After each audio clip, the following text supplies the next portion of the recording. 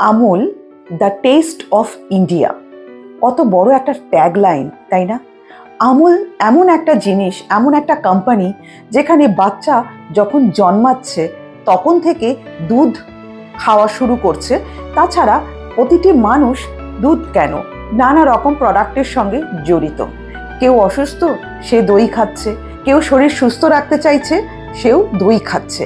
কেউ জিম করছে, সেও দই খাচ্ছে। তো বড় একটা tagline, the test of India, তার মানে তার অনেকটা দায়িত্বও থেকে যাচ্ছে। প্রতিটি মানুষের স্বাস্থ্যের দিকে লক্ষ্য রাখা আপনাদের কর্তব্য, কারণ আপনাদের ওপর ভারতবর্ষের প্রতিটি মানুষ চোখ বন্ধ করে ভরসা করেন, বিশ্বাস করেন।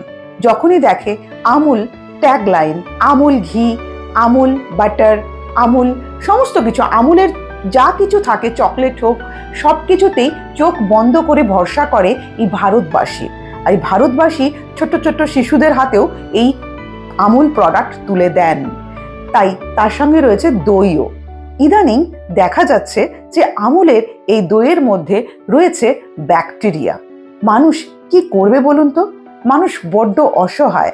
তাই ভালো খারাপ আমি যাচ্ছি না, আমি শুধু আমুল কোম্পানির কাছে একটাই রিকোয়েস্ট করব, আপনারা যখন দ্য টেস্ট অফ ইন্ডিয়া, ইন্ডিয়ার প্রতিটি মানুষের ছোট হোক বড় হোক, গরিব হোক বড়লোক হোক, প্রত্যেকের ঘরে ঘরে রয়েছেন, আমি সেটা বলবো দয়া করে আপনারা আপনাদের কোয়ালিটিটাকে একটু কন্ট্রোল করুন, কোয়ালিটিটাকে একটু ভালো করার চেষ্টা করুন। আর খাদ্যের মধ্যে আপনারা রয়েছেন ভীষণভাবে, আপনাদের কাছে একটাই রিকোয়েস্ট করব, আপনাদের যে ফুড কোয়ালিটি সেটার দিকে একটু নজর দিন।